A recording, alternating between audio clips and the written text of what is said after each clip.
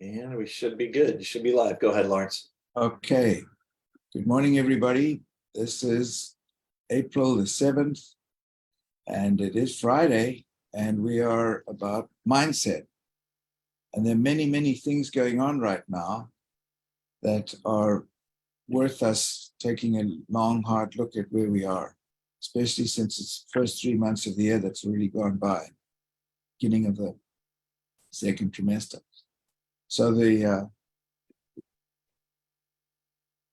slaughterhouse of failure is not in our destiny. We shall persevere until we succeed. Og Mandino, modified to be our destiny. So there are a lot of major shifts going on in the world and industries and so on. Especially, it's a dynamic world. Everything's changing. So we've now got AI, for example, which is now taking the world by storm. We had no idea what it was 5 years ago. We've seen that there are a lot of companies. The biopharma industry has made major layoffs in the last couple of years. We're going to show you some statistics on that. So just looking at that and looking at where we are, I remember a few years ago, there was a book called The Peter Principle. I think it was Peter Drucker.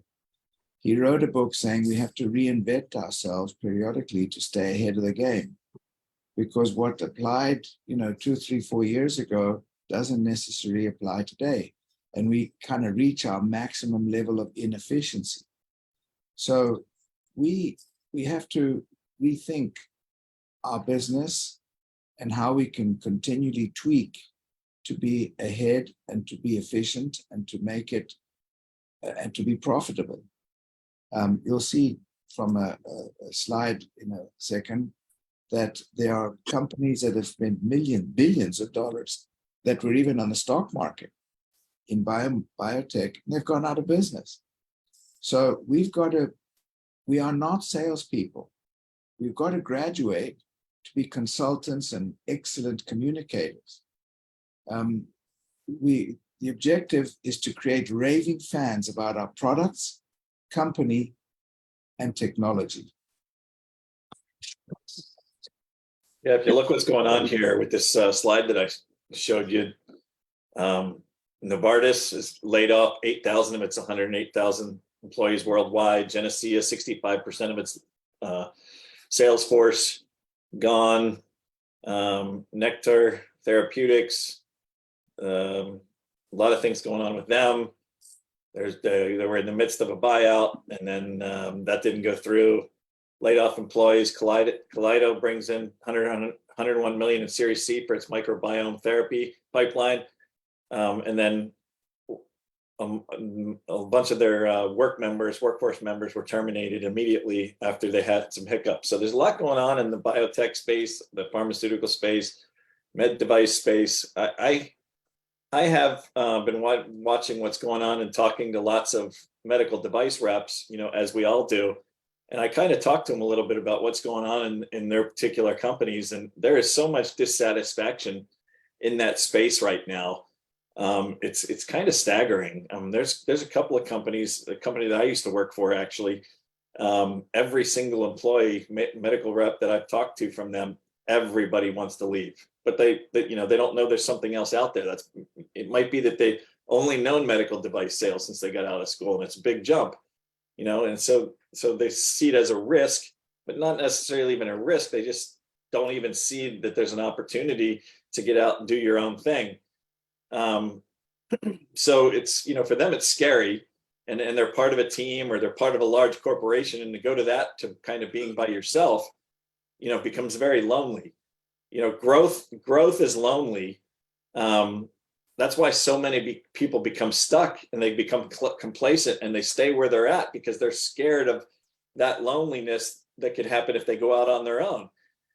But it's not really that difficult of a formula to go out and do what we're doing. It just takes constant commitment day in and day out to see real growth, and work on yourself, most importantly, through this personal growth that we talk about all the time. and because you're out on your own, there's going to be some lonely times, and a lot of people fear being lonely.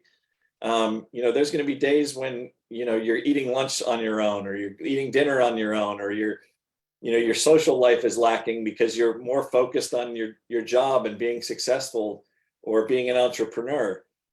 So it can be very difficult for people to see outside of, traditional 9 to 5 W-2 roles. Yeah, and in fact, people become complacent and in the comfort zone of a false security of a traditional W-2.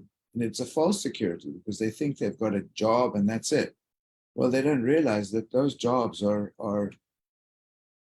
very fluid. They may have it today and they may not in 3 months' time. So the shock of going from having a steady job to being an entrepreneur, which is what we are, requires a lot of courage. It requires a lot of hand-holding for some people and get out of the way for some others. Dan is one of those. I was one of those too. I didn't really need much encouragement because I've been an entrepreneur all my life, but not everybody has.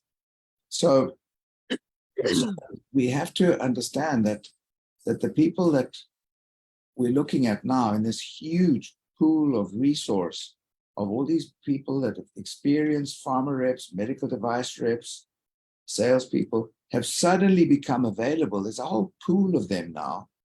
But now we must sift and sort as to who we want to work with us, because it's not for everybody. And we can't really, we've got to understand that a pharma rep or medical device rep profession is different to what we are doing. We've actually got to understand the full workings of the clinic to be able to implement a system where the clinic can actually make money. The pharma rep was mainly interested in just making sure that his or her products were the products of preference. In our case, we've got to understand there's the implementation of the scanner. There are staff involved. There's a system involved. There's a whole different way of ordering products. They don't just say, send a prescription, go to the pharmacy. We've actually got to incorporate all of that feeling into the practice. And that is the human factor, which we have to really understand. We've got to see that the protocols are there, that we know them. We've got to understand them. On Healthcare Alliance, on guides, there's all the how-to. All the how to do everything is on our Facebook private group, Healthcare Alliance. But we've got to know that all back to front. We've got to know everything about that, because that's what we're going to be imparting with the people that we're recruiting. We're recruiting people that are, whose objective is to help make the physicians, the staff, the clinics, the people in the clinics, raving fans of our products, of our company, of our system. We need raving fans. We don't just want people to have it, of course we'd like to help everybody get a job, yeah, but it's not that. It's about creating a team of raving fans. And the best people who are going to promote our business are the physicians, are the people who are actually making money. And the people that make money, their objective is to get the physician.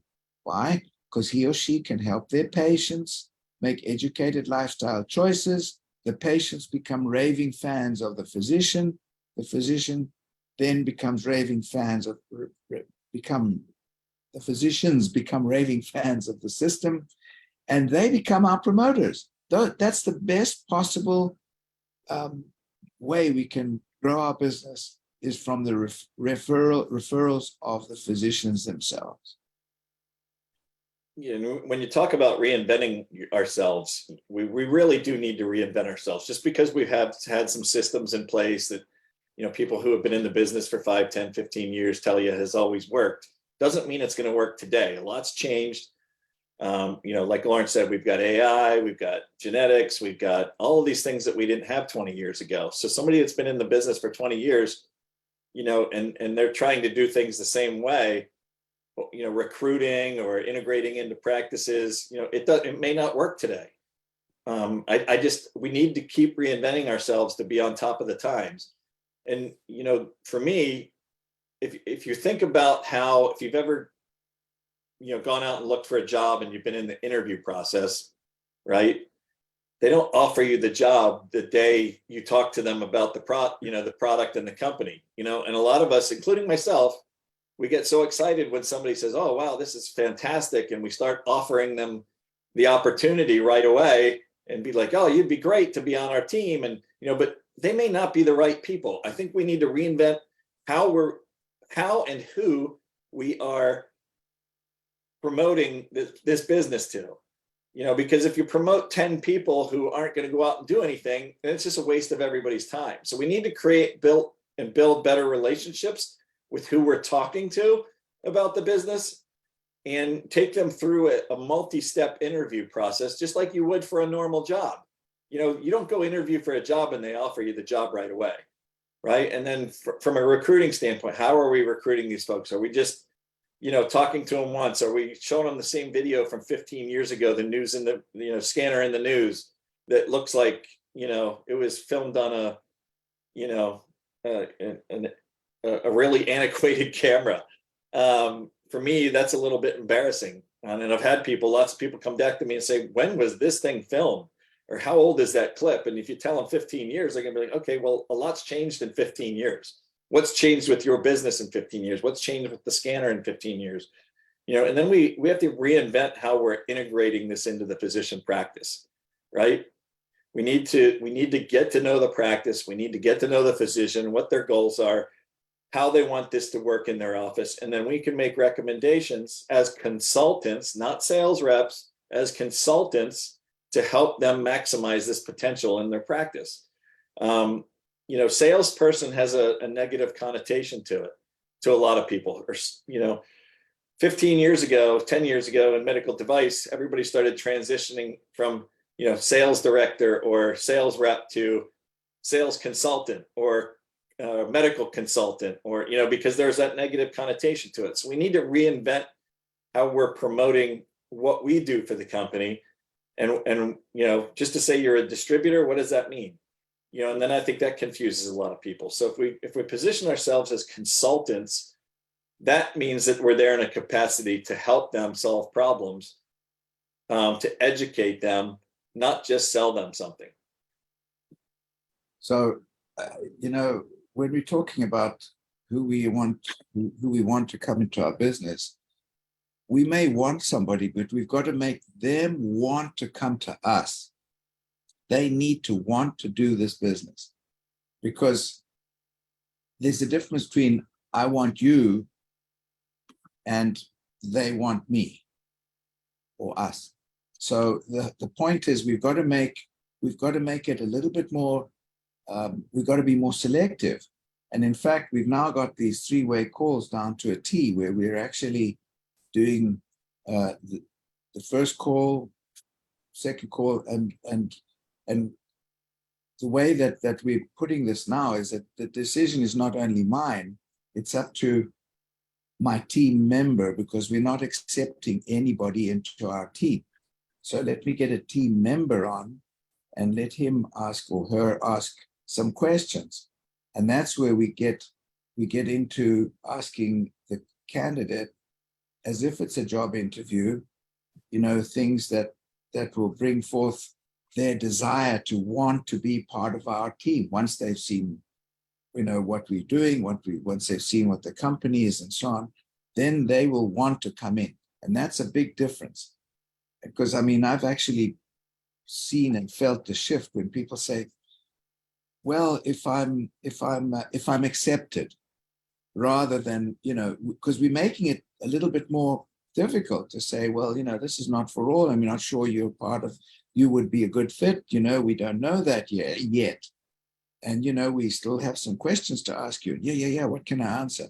So it's a it is a process of finding out who they are. And the other thing is when we integrate the scanner, or we talking to the doctors, when we're talking to the doctors or healthcare professionals with the scanner, one size does not fit all. So everybody is different. When we talk to a chiropractor, it's a hell of a lot different when we talk to a plastic surgeon, or it's a huge difference than when we speak to a dermatologist. You know, everybody is different, and we have to adjust our own minds and our own arsenal of information to accommodate what that person is all about. It's not about us, it's about them. It's about the person we're talking to. It's about making them comfortable wanting what we have. But it's no use us showing the person something or telling them something about that may be wonderful for a gynecologist when we're talking to a podiatrist. You know, it's completely different things. So we have to understand, we have to adjust. This is all part of the Peter principle of continually changing, of getting better at what we're doing and staying ahead of the game and shifting our mindset to accommodate. Because this is important too. You know, John Swartz placed 6 scanners last month. I mean, wow, kudos. But that's, yes, high five, and absolutely high five. But that's not where, the work is not done. That's the very beginning of the work. That's the first step of the work. Because the guy's got a scanner now, whoopee. And then what? Yeah, follow the instruction. No, follow the instruction, but I'm going to hold your hand. I'm going to show you how to do it. I'm going to explain how to do it. Virtually, of course, because we've got people all over the place. But the human factor has to come into this too. We have to be able to be part of the clinic's team or the healthcare practices team, to be able to help understand and implement the system. It's not just here's the scanner, turn to page 9 and get on with it. It doesn't work that way. We do not want scanners returned. Do not. People invest time and money in believing in us.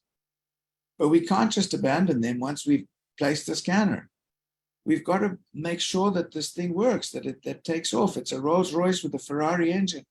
Teach them how to drive it. But we've got to be an expert drivers ourselves. We've got to know all about how the system will work, the clinic will work, how the flow will work, who's going to do the scans, who's going to put in the orders, how difficult is it, how much time do they have. All of these things, the time and motion, we've got to understand that.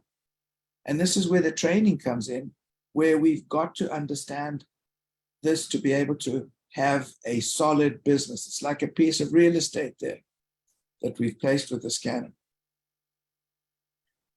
Yeah, you know, John, that's a tremendous job by John placing 6 scanners. But as Lawrence said, now the hard work begins. You know, if they're physician practices, you got to go sit in there for a week at least to make sure that it's running smoothly, the staff's comfortable, patients are being educated properly, they know how to put orders in.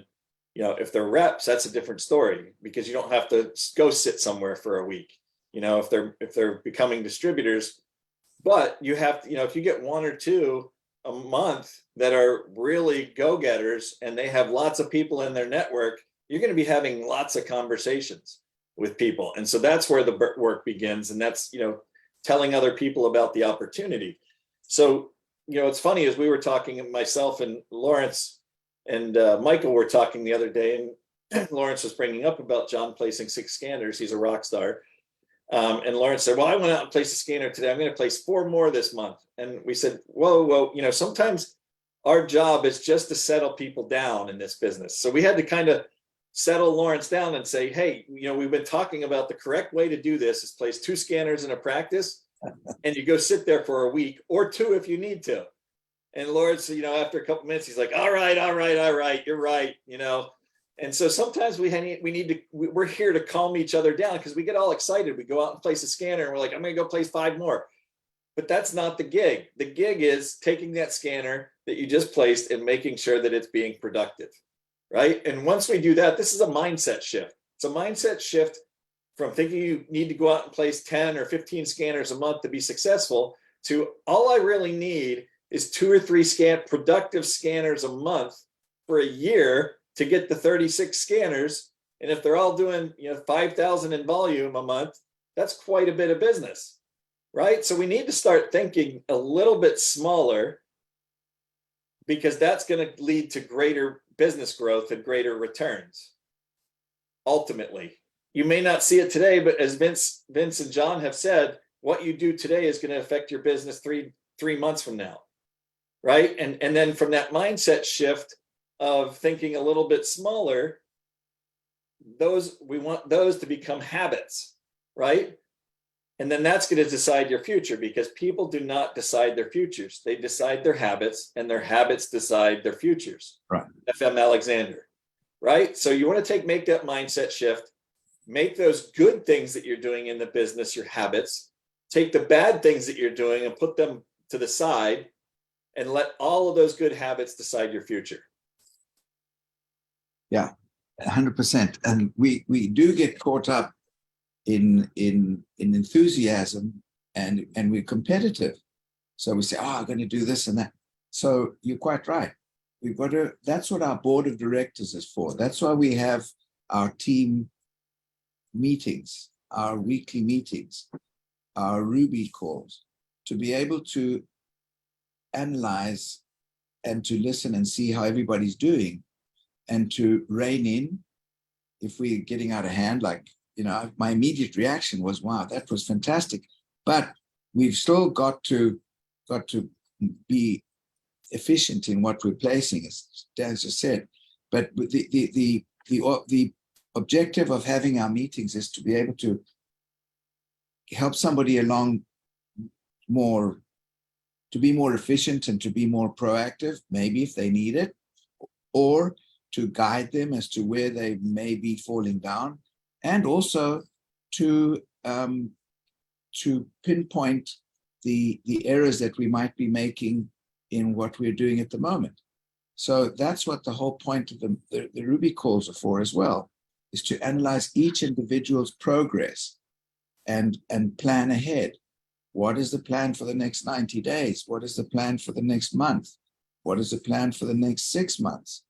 Okay, here's how we plot it out. It's a flight plan, like a flying a plane. It's a business plan, and we've got to follow those progress, the progress of each person. And I think this is the strength which we have too, where we can work as a team. And this is something which a pharma rep and medical device rep normally would not have, that advantage of working with a team. A team is where we're all actually helping each other in our teams, because we all have a vested interest to make our company successful, to make our businesses successful. So we're all altruistic about it, and we talk with empathy, and we're working as a whole team. And this is one of the catchwords for the people that we interview. When we mention team, the ears prick up, because as a medical device rep, as Dan said, it's a lonely business. Or a pharma rep, it can be a lonely business, because it's you against everybody, including the people in your own company. In our case, it's not. In our case, we've got a warm group of people, like Dan and Mike were telling me the other day, because I did place 3 scanners last month. But now I realized just how much work is involved. And even if it's, they happen to be close by, but even if they're virtual, the implementation is virtual, we still have the advantage of Zoom. We're looking right into Dan's room there. We can see a towel hanging at the back of the chair, on the back of the table. We can see, just exactly what his fish pond in there. So it's as if we were in Dan's clinic, and we can do efficiently, we can implement a scanner virtually, and we have to learn to do that by having the staff present and meeting the staff on a regular basis with the clinic. And even if it's, every day for 15 minutes or every week for 15 minutes with the staff. But we have to implement a system so that it becomes a habit. That habit will become the system of success. Yeah, I mean, the whole virtual training, I think, is great in theory, but if you don't have the right leaders within the practice, I think it's futile, because they're not going to grasp it. They're not going to see you do it. For the most part, I think, my mindset has shifted to, I have to be there during these integrations in person, right? I have one practice that I spent an hour training out in Ohio, optometry practice that's actually done very, very well. And it only took an hour of training, but that's the anomaly. They have a doctor that believes in it. She's pushing it. She's talking to her patients about it. She has an office manager that does everything else. So they've got a well-oiled machine and they're doing very, very well with it in their practice. But that's not going to be every practice. Most practices aren't going to be set up like that. They're going to be getting pushback from their employees about time and how much time this is going to take and everything else. So we need to actually physically be there to show them how this is done and that it doesn't take a lot of time, and make recommendations on efficiencies with this in their practice based on how their practice is set up. Yeah. So that's why I say the human factor, we've got to be able to understand the people, who they are, and how they learn. And it's about them. It's never, it shouldn't be about us at all. It's about them. And we've got to adjust our thinking to how they are operating or how they want to operate or what they want. Their success, our success depends on their success, on everybody else's success. And that's why I think it's so exciting, because it's not like becoming an expert in selling stents. That's boring as hell. In our case, we could talk to a cardiologist and other 10 different specialty of medicine and have fun with doing it, because we've got to adjust our own mind, and we've got to be creative, and we've got to be thinking about how we can tweak this and how we can tweak that to make it work for that practice. All right. Do you want to take any comments, Lawrence? Anybody else want to make any comment, please? We're on time, yeah. Customize each training, that's great. I want to mention what I think Dan and I said last time is that, everybody learns differently.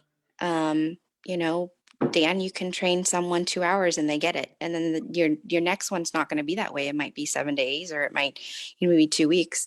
I think the great thing about your guys' team specifically is John is just a rock star at placing scanners. That's his strength. So that's where you guys work together. Okay, John can place the scanners. Now who's the training team? Yes, John should train his placements, but also if let's just say, Lawrence, that's your strength, then you're going to go in and train them. I think with your guys' team, you guys work really closely together as a unit and figure out whose strengths and whose weaknesses and whatnot. And that's awesome, John, that you play six scanners, but it's exactly what Dan said. It's not just the 6 scanners. They need to be active and they need to be successful and whatnot. Yeah, but I want to mention, John wasn't born an expert in anything. None of us were. It took a couple of years. In fact, I joke with John a lot that the pregnancy with John was a long pregnancy. He didn't really do anything for a long time. And then he's now, because he's persistent, consistent, perseverant, focused, Habits, dedicated, habit, passionate. These are the elements we look for. And John has blossomed and developed into the master that he is today. And he is a master. He's a trainer. He's fantastic. He's detail oriented, but he wasn't born like that. And he wasn't like that 3 years ago. So we this is part of the process that these calls are for. They're to help us develop ourselves and to develop our teams. John is developing his teams now really well. He's developing everybody's teams right now with his leadership that he's demonstrated. But he had the leadership seed, let's call it, but that had to be watered and fertilized and nurtured. And today that's what happens. But John is an example of excellence. But everybody on this call can achieve your maximum level of excellence according to your work ethic. And this is a big one, the work ethic. And this is one of the questions I asked John when we interviewed him the other day. I said, how do you equate your work with your relationship with Whitney, his wife? Because the way John works, he's got to be so disciplined to be able to have a relationship with his wife as well, and his health, and going to the gym, and all the other things. It's a balance of everything. And that's where it's important for us to be able to work as a team, where we can bring out each other's strengths and highlight and highlight the person's achievement, but help it as a guide for other people as well. And I guarantee you, John's seen all of this growth because he's been nurturing his mind, right? Yes. Personal growth through reading, Yes. listening to people talk about personal growth, how you can be an entrepreneur, what it takes to be an entrepreneur, all of those things, John's feeding his mind. And if, 10 years ago, if you would have told me I'd be on here talking about personal growth, I was anti-personal growth. I was just go out, do your job, sell stuff, be successful, make money. Didn't spend any time on personal growth. I've learned more in the last 5 years in this business than I did in the previous 25 years in medical device sales, about people, about business, about being an entrepreneur, because I fed my mind. And the people who are going to be really, really successful in this business or any business, if you're going to be an entrepreneur, are people that are feeding their mind. Thank you, Lawrence, for saying that John had a long pregnancy of development, because I think a lot of people join and they're like, I want to do it. I want to get it done, really quickly, and don't give that time to grow and learn. So thank you for pointing that out and using John as an example of, the time that it takes, but that's John, but I thank you for saying that. No, well, everybody that's what the whole point is, our belief in the people we're with. We've got to be patient to understand the people. This is my whole point. Our point always is, this is what Mindset's about, is understanding who the hell we're talking to. Who are you? What makes you tick? What do you want? Once we understand the other people, the other person that we're talking to, and we can then see where and how to focus and concentrate and push, or not to push, to encourage. But if somebody is got a mindset of, absolutely not, I'm not interested in being an entrepreneur, I'm not interested in anything other than a W-2, and I will die like that, and that's the way it is, then don't waste your time. But if you talk to someone and you find the potential in each person, nourish that. That's what empathy is about.